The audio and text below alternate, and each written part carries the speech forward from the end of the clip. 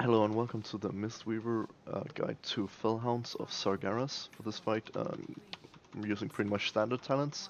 You can also use Chi, but I recommend that you use Refreshing Jade Wind as it prepares you well for the mythic encounter of this boss, as it's very good when you're stacking. If you have a lot of gear, you can stack the bosses close together, and if you have excellent tank healers like we do in this group, you can actually just DPS the group for the bosses. So I got pulled up, which is not a worry. I'm just going to put a hot on myself and then continue to do PS for a bit. I'm going to stack with melee here to make sure that I don't die. You can also, of course, stack with ranged, but since I was already there, I just chose to stack with the melee group. And I'm going to go so I can get in range of the tank. Continue to throwing out Renewing Mist and DPSing in the downtime, because why not? And there's a sphere coming in.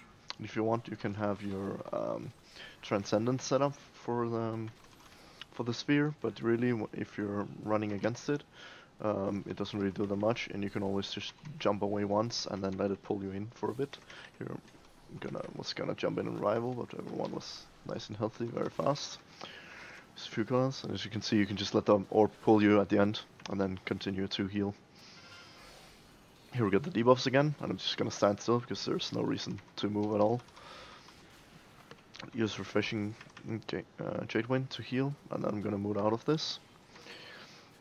You just want to move out, and then they stacked it, so they got one shot, which is not that good. So we're gonna keep the tanks alive because they have a lot of stacks. Looks like they want to swap.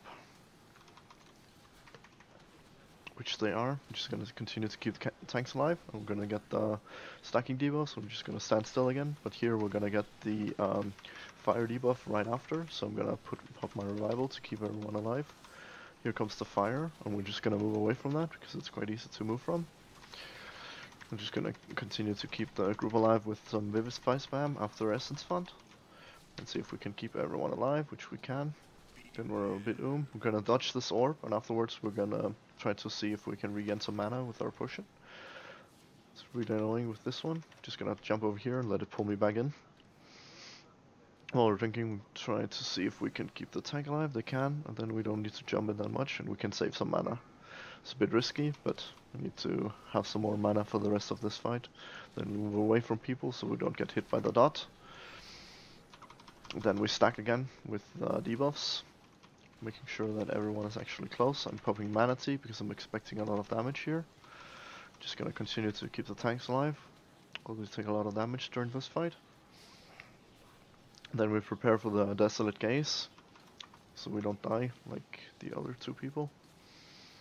Just continue to do a bit of DPS here, and then we get a lot of those. I'm just gonna move between the bosses. There was a line there that I didn't anticipate, so just gonna stay here, and then we're gonna heal people up quickly. So I'm just gonna pop my balance and essence fund and jump it back into the group so we don't die to this debuff thing. I'm gonna pop a cooldown on the tank and heal the other tank, so we keep them both alive. And then we should be pretty home safe with the rest of the boss, but we keep our Renewing Mist up. We're gonna put some hots on the tanks, and then we watch out for the orb and the fire debuffs that are about to come in. So we're just gonna pop our essence font to make sure anyone hit by the dot does not get killed. There's a warrior here with a dot, so we're just gonna put a hot on him, and then we're gonna heal the tank for the last bit. And then that should pretty much be the entire fight. But in the end you can do some more DPS to help bring down the bosses.